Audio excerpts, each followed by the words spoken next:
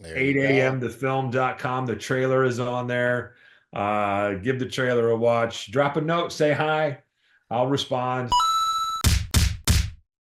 In the building, Brian from Zero Dark Nerdy Podcast, back with our good friend, mentor, just actor extraordinaire, Mental. former. You are my mentor. You I are. don't, I think Hey, that I want goes to be both like you. ways.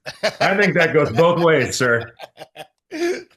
Michael Tourek back in the building. Mike, thank you for joining us again here at Zero Dark Nerdy. How was your Thanksgiving, by the way? We didn't get into that before. I We just did wanted to not. finish It's it. my pleasure, Brian. Thank you for having me. I'm a big fan of yours and a big fan of the show, and I appreciate all the help that you have given me and the support you've shown me over the years. So that's my little personal shout out to you and Zero Dark Nerdy. Thanksgiving was great. It is my 1A of favorite holidays, followed closely by the 4th of July. We had 20 some people at the house. I cooked two turkeys, a whole spread, tons of games. It was well sated and good fun had by all. I like it. I like it. Yeah. Now I You? gotta ask you because we did this. We asked this question about a week before Thanksgiving. Besides turkey, what's your top three favorite side dishes when it comes to Thanksgiving? I mean, is there really a bad side dish? My daughter requested mac and cheese this year, so this was the first year that I made macaroni and cheese from scratch with like all this fresh grated, really expensive cheeses. Okay. Uh, that was a big hit. My personal favorite side, my grandmother has this cheesy potato recipe that is like a bag of frozen hash brown potatoes and a bunch of cans of like cream of stuff that we don't like to admit to because if you ever saw this thing made, you would never ever eat it. But cooked, it is the best thing in the world. It's got a big covering of cornflakes across the top, and it's just warm and gooey, and it just reminds me of my Thanksgivings from back home when I was a kid. So that's a favorite, and I love a really good gravy for what that's worth. I know that's Me not a too. side, Me but I too. love a really good gravy. And a good friend of mine actually this year made the gravy for me because I actually don't know how to make gravy. My wife doesn't like the gravy, so I actually never put it out. But Yeah. this year I was like, oh, there's a bunch of people that are new to the house for our Thanksgiving extravaganza. So we made a little gravy, which was really good. And then this year's second, third, maybe third favorite was I made a Brussels sprout slaw.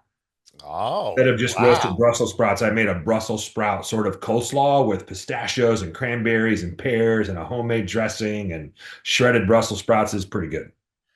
Man, that sounds good. That sounds Yeah, fantastic. thanks. Yeah. Because there's always that one, people say, "Hey, what can we bring? What can we bring?" And I always Yeah. feel bad to ask someone to bring the obligatory salad that nobody ever eats, right, on Right. Thanksgiving. But the Brussels sprouts slaw was pretty solid. Okay. No, that sounds good. I'm a big Good. fan of the sides. Turkey, of course. There's one side I'm not a fan of, and I know this pains a lot of people, but you have to remember I'm not just saying it's a southern thing, but I know it is kind of a southern thing. I'm not a fan of deviled eggs. I just don't like boiled Oh, eggs. okay. Boiled eggs in general, the texture, everything, it's just not for me. Like a lot of people don't like coconut because of the texture. Right. That's how it is for boiled eggs and deviled eggs. So, strike So lightning or not do even whatever like a you will. regular hard-boiled egg. You won't No, do oh that? God, Oh my no. God. Big shout outs to our boy Chris Flathers, though. He used to bring those in every single bar Nice. shift, and let me tell you, the smell almost made me throw up. I So, bet. so big shout outs to Chris. But enough about all that. I'm glad that you and the fam had a fantastic Thanksgiving. We We are did. Yeah, here thanks. to talk about 8 a.m. the film, your passion project, your Hmm. baby here. I was fortunate enough to be on set. My daughter was able to be one of the production assistants for it. I know we're in the middle of kind of finishing up some things here, but tell the audience a little bit about the film. Man, where to start? This thing has been on my desk and on my computer, on my hard drive, in my heart for, man, I mean, sometimes it pains me to say almost 17 years. I think I Sure. wrote the very, very first draft of this movie back in like 2008, Wow. actually, when that sort of first The first market crash kind of hit, and that sort of deindustrialization sort of happened across the country, in Detroit and in Pittsburgh and things of that nature. And my dearest and oldest childhood friend, his name is his nom de plume is DC Lutz. He's a poet, and we grew up together. And he just wrote these really beautiful poems. And I was reading these poems one day, and this idea of a character really sort of struggling in this sort of dead end factory job Right. kind of hit me. And there was one poem in particular that just sort of struck me. And so I just started to write this story that ended up turning into a screenplay. And it couldn't really decide if it wanted to be a full length screenplay or a short film. I would write it and I would put it away, and I would write it again and I would put it away. And then I actually was brave enough to share it with some people, and they're like, "Oh, you have to decide what you want this to be." Sure. And, fast forward 18 years and all these iterations and the support of so many people, we finally landed on a story about a middle-aged artist, creative poet Mhm. who grew up with the passion of writing and a passion of creating, and sort of chased that dream for a long, long time until real life kind of got in the way. Yeah. And all of that creativity was pushed aside so that he could support his family. And obviously, when you're faced with the reality of my dreams and my passions versus the requirements and the necessities of daily life, we often steer ourselves down the path that pays the mortgage. Yep. We lose Yep. sight of those other things that we can sort of find for ourselves. And this is really kind of a movie about that. And coming out of the pandemic, well, I had found a team to sort of help me tell this story, and even that just wasn't quite right. And then eventually finally landed on an amazing team and some other people that sort of really connected with the idea of what this story was trying to tell. Yeah. And when I finally, I kind of put my imposter syndrome aside and just said, let's do it. And I threw Yeah. caution to the wind and raised some money, and we shot this film. And it's been a passion project of mine for a long time. Yeah. I love it when you first told me the idea for the movie and the script and just being a part of it, it really reignited a lot of things in myself too, because I think that's one Mm, thing that a lot of people can relate to is we do have dreams and life does happen. And, it's one of those things where do we keep chasing or, at the end of the day, we still have bills to pay. We got to keep a roof over our head. right, So you can either kind of half-ass a couple things, or like Ron Swanson says, you can half-ass two things, or you can whole-ass one thing. right. And especially the story with your character in this line of work as well. It is one of those things to where you could see dreams kind of fizzle, but at the end of the day, there's still that light at the end of the tunnel of, can I still do this? And I'm a firm believer in, and I think a lot of people should take notice that it's not so much a time thing. It's not, I have Hmm. to accomplish this by the time I'm 23 or 25 or 30 or 35 or 40. There's actors, I think Harrison Ford was in his early 40s when he was Han Solo. Yeah. I can't think of his name right now, but Professor Snape, when he was in Die Hard, that was his first role, and he was in his 40s. And I know we're just talking about actors right now, but at the end of the day, there is no time limit for you to go out there and chase your dreams. And I think that's what's so important about a film like this. Yeah, I agree. And I think the other thing about this movie that I really like is that although the sort of individual need and passion that my character felt he lost, he was able to reconnect that, but he was reconnect with that, but he reconnected it to it through his family. Yeah, And so that it wasn't the family that ultimately took it away from him, it was the right. family that ultimately brought him back to it. And so that's part of that story that I really like, because it's a story that I've lived for 30 years. Yeah. Sometimes I don't like to admit to people that I've been an actor for 30 years, because then sometimes the muggles will go, well, how come we haven't seen you in anything? And that's when I'll say, well, because you haven't gone to the right movie. But uh, but it's just one of those things where I've been really blessed to have a great family and a great support network with me, so that I've been able to chase the dream and pursue the passion and be creative, but at the same time, not lose sight of those things that are also as equally, if not more important. So, Yeah. So yeah, I think we do a really nice job of capturing that story in all of a matter of 16 minutes. So 60 minutes and what, 3 to 4 days of filming? we did 4 days of filming. Yeah, we started, man, on a Tuesday. Actually, December 15th will be 1 year to the day Right. of when we Oh, wrapped. wow. And that was a Friday, December 15th. So next week it'll be 1 year to the day. And I'm pretty confident that the movie will be finished by then. So it'll only have gone a year with through all of its trials and tribulations. I love it. Love it. Now going back to, keeping it here at the home base in Greensboro, who do you have to thank? And on top of that too, talk about some of the great team that helped you accomplish this. Cause I mean, it wasn't just filmed in the one main area, which was the factory, a lot, there was some scenes shot at Scopernog Yep. Oaks, places like that. So, talk about just kind of the home team feel of that. And on top of that, too, being able to film something like this here in your hometown. Yeah, right. I mean, it is safe to say now that we've been here in Greensboro since 2005 that this is now home, right? Same. I'm okay calling Greensboro a hometown. I'm South Carolina born, Omaha raised, New York for a while, but this really has become home. And I got to tell you, I mean, as you know, right, we met originally in the bar industry. Yeah. And it is a small enough industry where you eventually run into the same people all the time. And I tell you what, to get this project made, I called in every favor or connection that I could just to find all of these really great sort of local locations. And then the people that were a part of this project creatively were also all sort of Greensboro or North Carolina natives in some way. And that's really sort of what I loved about this project was that down home feel.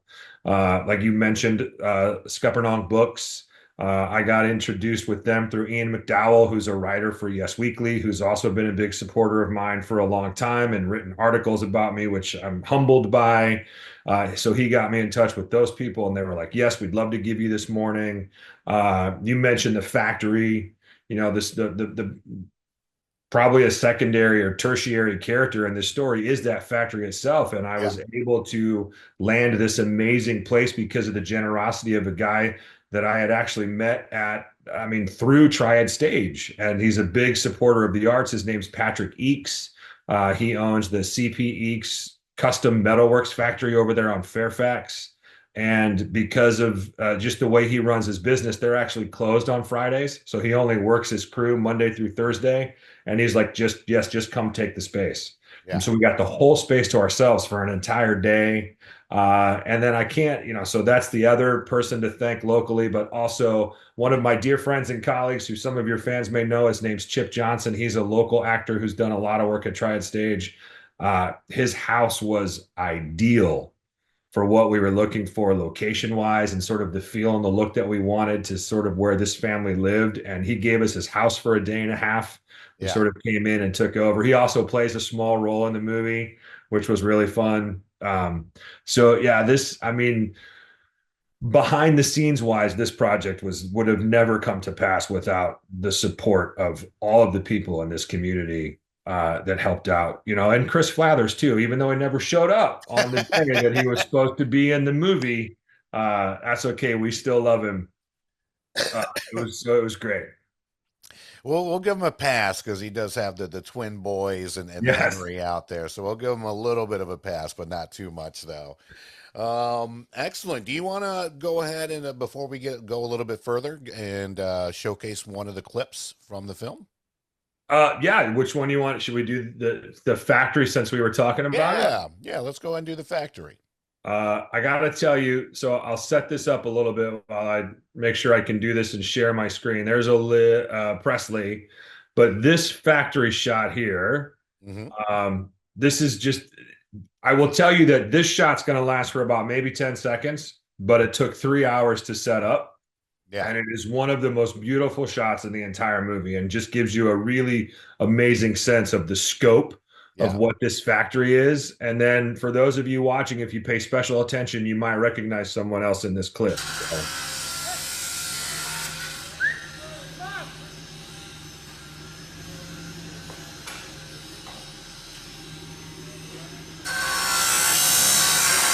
But the guys that run this factory were so gracious. And they were like, "Oh, you want sparks? You want to throw some sparks? We'll give you something that can throw some sparks."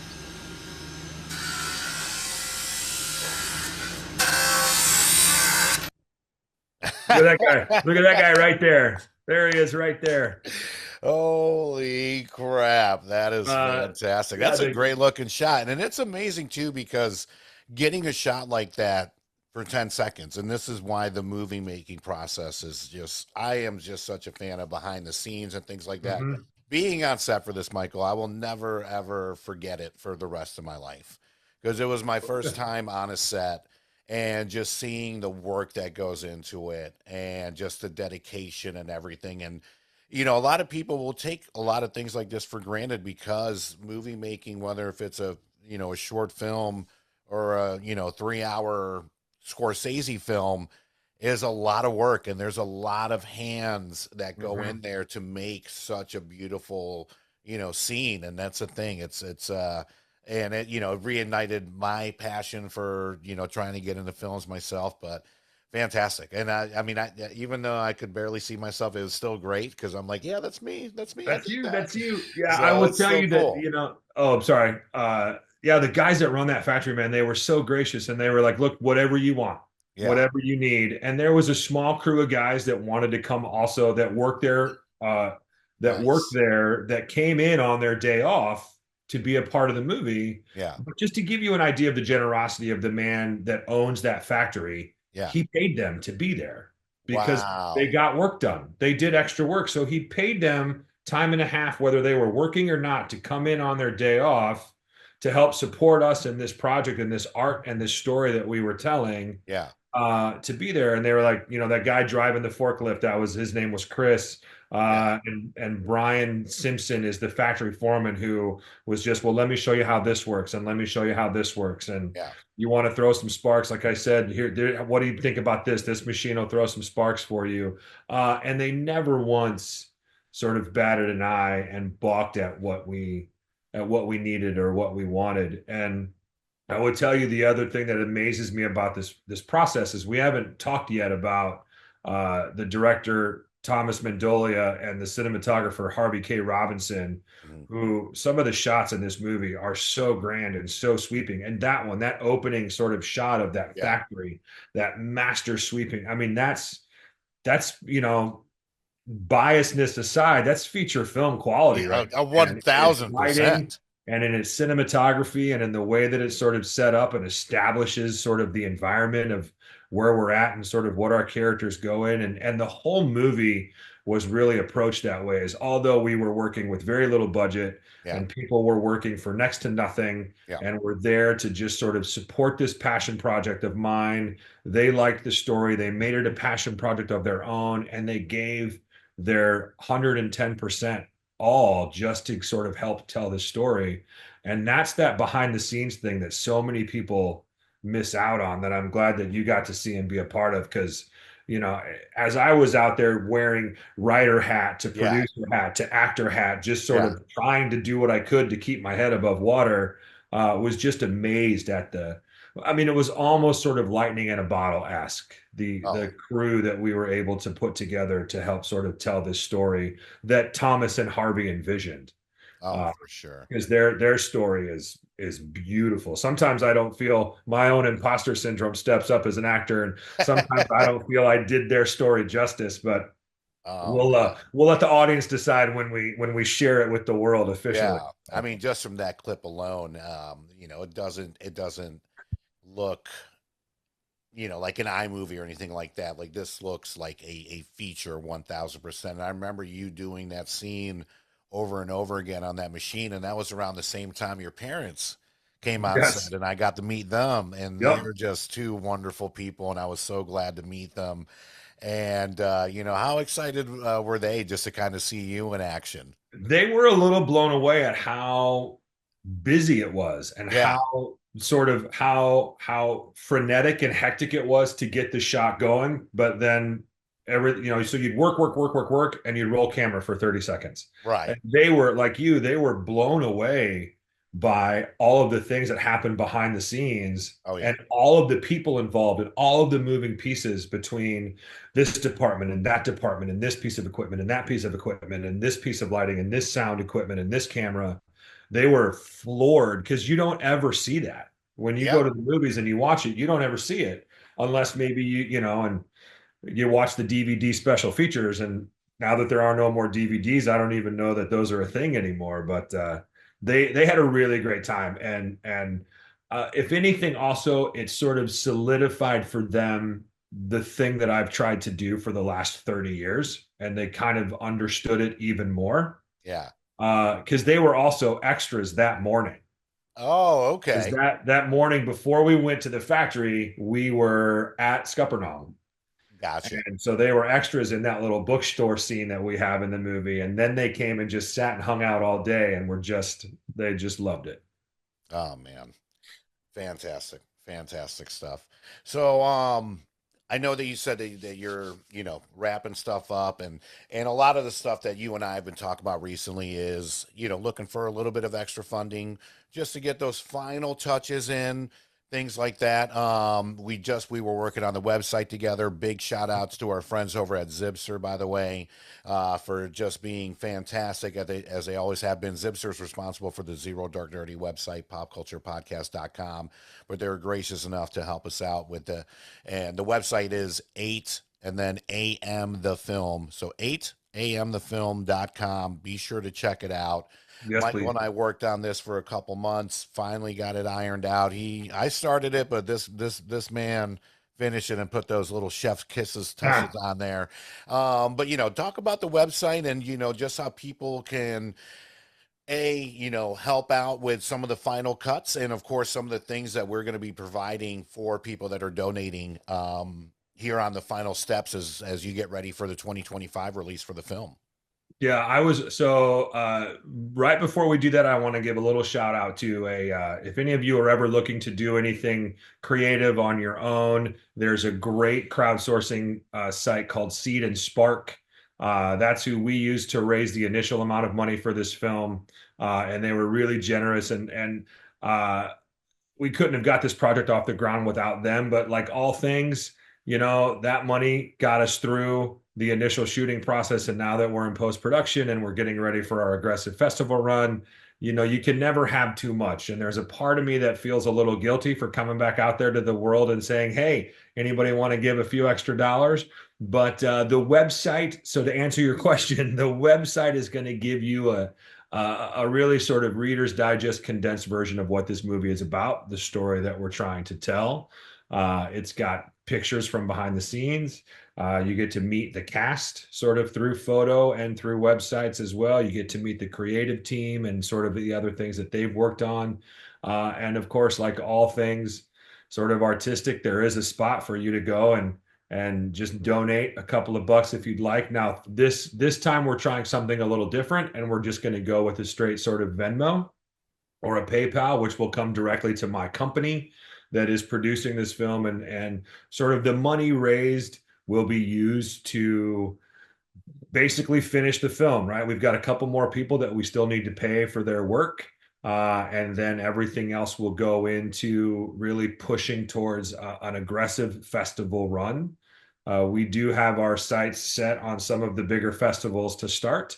And then there's also some of the smaller festivals locally around here that we will look to tap into as well. But, for $5 will get you a shout out across all of our social media pages. The poetry that I talked about earlier today, there's a book called Brittle Coat Dreams, and it's sort of the poetry that my dearest friend DC Lutz has written along with it includes the poems that inspired this movie to begin with. Dustin is also a photographer, so there's access to some of the prints that he's taken that are sort of inspired by his poetry. We've partnered with Lockwood Tavern and Golden Ticket for sort of a movie dinner deal. There's a big ticket item if you're interested in coming to the screening with the cast and crew. So you just go on the website, even if you don't give money, just go on the website and look around and familiarize yourself with the film and share it, that kind of thing. Just sort of, we're at a place now where I'm really proud of this project that I'm ready to start, getting the buzz out there and raising some awareness to this project. It's the holiday season, the season for giving. Yeah. Chris Flathers actually just commented. He says, Oh, "What's up, fellas?" Chris, we were talking about you earlier. You're supposed to be there this time around last year for filming. We hello, missed you. Chris. You could have been in a movie, but we still love you. Hopefully, I'll be able to come out for some of the extracurriculars out there. So big shout Absolutely. outs to Chris Lathers, of course, good friend of Michael and I, and it's actually because of Chris is how I got to know Mike, because you Right. were one of the very few people in the industry that I really didn't know. For 15 years of bartending, but once we connected, we've been friends ever since. So I do have to give credit where credit's due. Chris says sigh. I miss my big break. Who knows? Right. Maybe they'll be there 9 a.m. will be the sequel. Yeah. The So 9 a.m. Oh, the sequel. Yes. I love that. I'll start writing that right now. there we go. There we go. Excellent. So again, be sure to check out the website. Again, it's the number 8 and then all one word, 8amthefilm.com. Big shout outs to Jeremy and the crew over at Zipster for helping us Yes. out with this.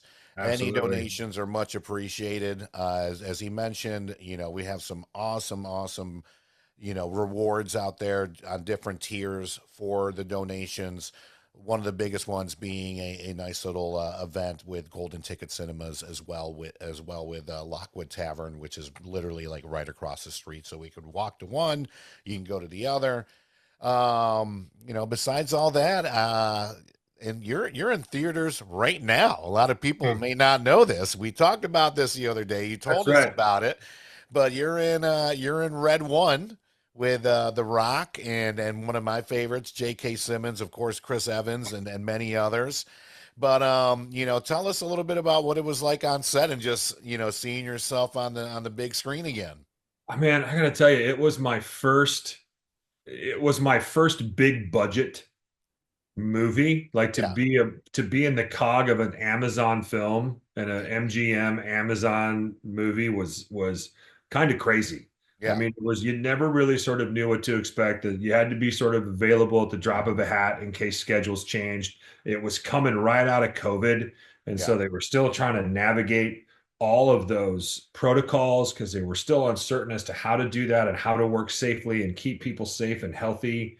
They were long 14-hour days. As I mean, look, you put the name The Rock and Chris Evans together in a movie, and you can only imagine the epic yeah, sort of stunts and events that are going on. And this is unlike any Christmas movie that you will ever see because of sort of that international action adventure feel to it.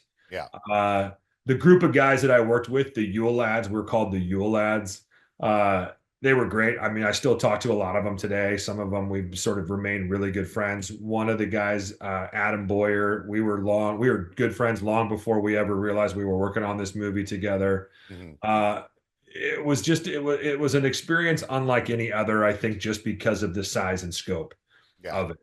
And then a week ago, a big group of friends and we all went out to go see it. It was sort of become our Christmas tradition because we'd all gone to see Office Christmas Party and when it premiered. Right. So we thought, well, let's sort of do the same thing again and go see Red One on its opening day. And it was fantastic to be out there. But I tell you what excited me the most was just when I was sitting out there seeing all of the other people that I knew. Sure. 'Cause there really was a strong contingent of Southeast, like really talented Atlanta and Southeast based actors Yeah. really made up that project that I was just super excited for everybody and super proud of everybody's work and just really thankful to be a part of it. And if you don't blink, you won't miss me. But you'll see this just like this is what you'll see. That shot right there. That's the shot that made the film, and it was great. It was a lot of fun. I remember seeing you in the trailer and I texted you. I was like, I just Yes, saw you in the that was trailer. you. Yeah, yeah, yeah, yeah. No, there was. It always amazes me too. Again, we were talking earlier about the behind the scenes, Yeah. right? There were things that we shot. I mean, things that we shot that we spent 14 hours Sure. shooting. Uh, and I mean, as you can only imagine, right? There's a big battle. I'm not going to Right. spoil anything. There's a big battle scene because any good action adventure needs to have a climax, and you have to have good versus evil. And there's a big battle scene, and we shot that thing with 20 different stunts for 14 hours, and the whole thing edited down to about 30 seconds.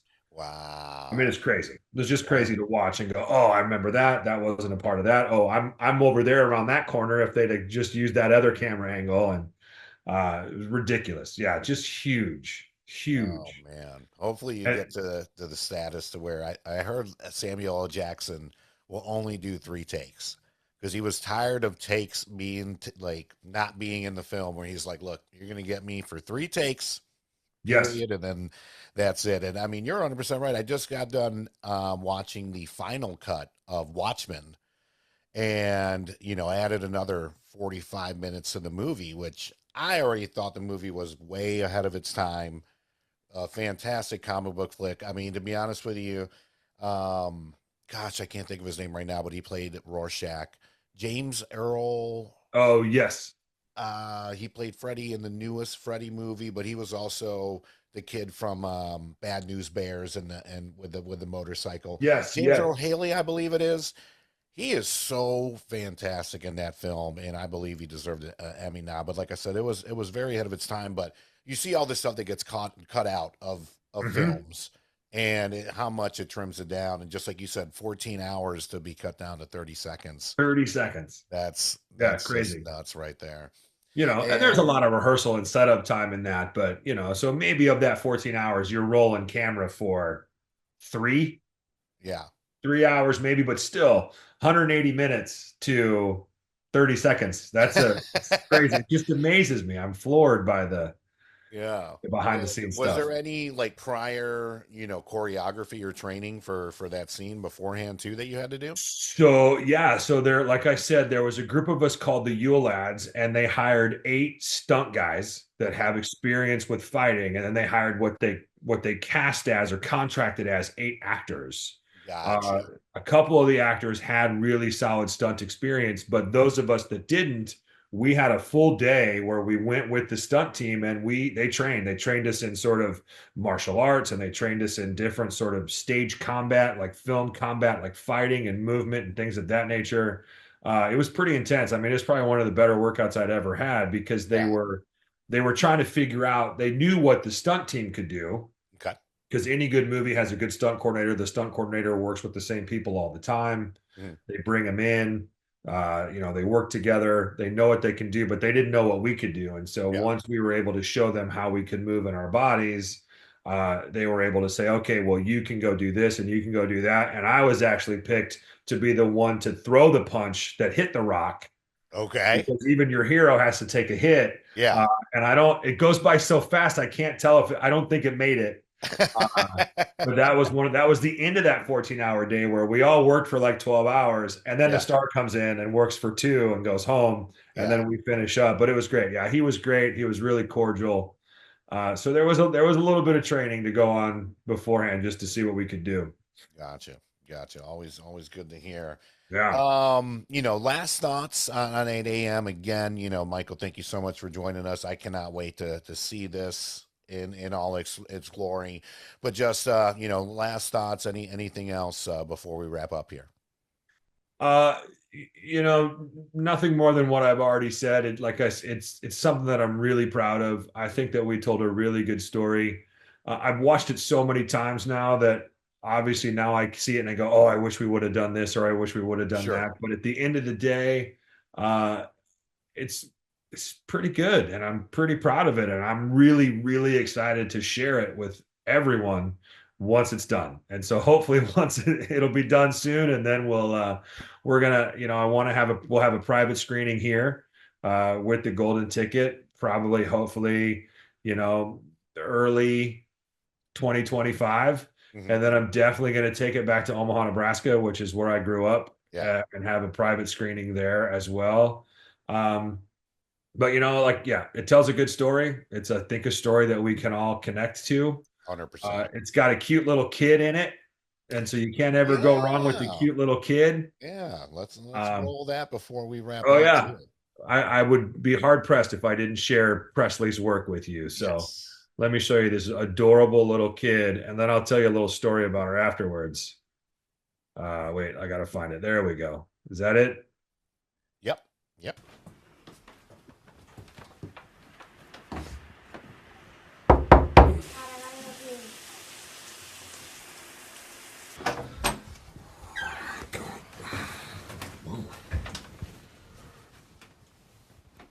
noise that's not in here.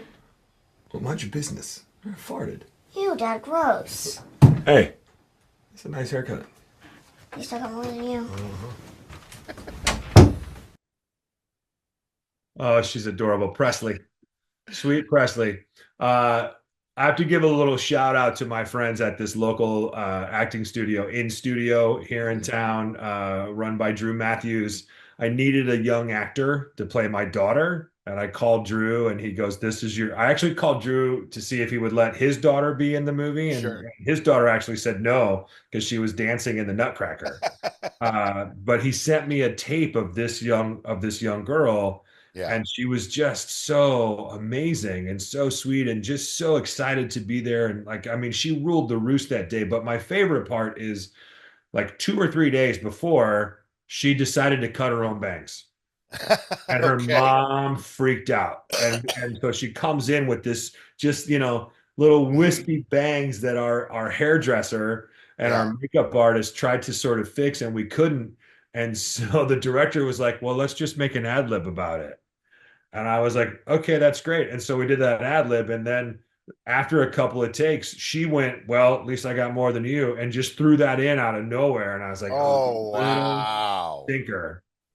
So yeah, she was great. But she was on set for that day we were in the house. And she just, I mean, she had her hand in everything and was just what you would imagine a 7-year-old. How old is she? 8, 9? Yeah. Remember, but just imagine her sort of, running the show that day, if you will. She was Oh man.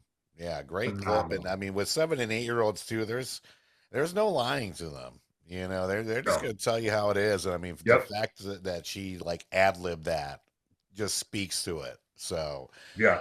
awesome. Awesome. Is there another clip you It was want to great. share before we wrap up No, or I tell you what, okay. I mean, I had the trailer queued up Okay. and ready to go so you could get a sense of what the sort of movie was about Right. and sort of Lutz's journey, my character's Yeah. journey. But I'll tell you what, instead of sharing that with you here, I'll send you to the website, There you 8 go. a.m. thefilm.com. The trailer is on there. Give the trailer a watch. Drop a note, say hi. I'll respond. Don't you worry. Uh, but it's been great, man. I appreciate you having me No, no, and I today and appreciate you coming on. talking I about cannot this movie. cannot wait to see this. Michael and I have had many meetings with the website and everything, and I've been your biggest fan, and I know next year you got a couple other things. I don't think we can talk about them yet. So, We could tease it. Let's just tease it. I mean, you April want to 25th. You can talk about it. I mean, it's on IMDb, and I've actually seen some of the edits, so I can safely say that I'm in the movie. go? I mean, go ahead. You're the one in it. You were telling me about it. And I remember when you told me. You were like, I A can't really long, tell you, but I can kind of tell you. And I remember yes, we were actually sitting at Lockwood Tavern. right. And I believe it was my daughter there too, right? Yeah, Yep. And yeah. you were like, "Hey, listen, I just got a call, and it's a sequel to this I think it was 2017 it came out." I mean, 8 years ago. So yeah, Yeah. Yeah. yeah, So, and he was like a sequel to this movie. It was kind of underrated. But yeah, I just remember when you told me, I was like, "Oh my gosh." So no, no, go ahead. I yeah. want you to I do don't know. the I just don't honors. want. I mean, all non-disclosure agreements aside, yeah, I think Yeah. it's safe to say they finally decided to make a sequel to The Accountant 2. With Ben Affleck and J.K. Simmons and John Barenthal. And yeah, so I was out in LA. I think what was it, the first week of May? Yep. And Yep. I've got a one solid scene that's about 4 pages long with the stars of the movie and sort of like a lot of things I do in movies, not to give any spoilers, I play characters that aren't very nice that always end up meeting some sort of end or demise. And I might very well be one of the first sort of bad guys that has to encounter Ben Affleck in his role of the accountant. So I'm excited about that. Looking forward to that when that comes out. And I just hope that it's received as well as the first one was, because that movie really, it's pretty good. It holds up. It's I tell you, I probably watch it no BS. I think I told you this once a month, maybe once every other month minimum. If it's Yeah. on Netflix, if it's on something and I'm just scrolling by, I'm gonna watch it. I thought it was super, super. I still think it's incredibly underrated. Affleck, Barenthal, JK, just tremendous in that film. So I cannot wait to see you in the sequel for it. So I'm excited. I'm tearing up over here. Yeah, Just it the should be excitement. good. It's a passion. It's a passion. I But love it. awesome, Michael. Hang out with us for just a little bit again. Thank you so much for joining us. Be sure to check out the website again. It's the number 8 and then all one word, 8amthefilm.com. Big shout outs again to our good friends at Zipster. Donate whatever you can. You can see the tiers on there, the different like prizes and whatnot that come with it. Any support is much appreciated. It's the holiday season.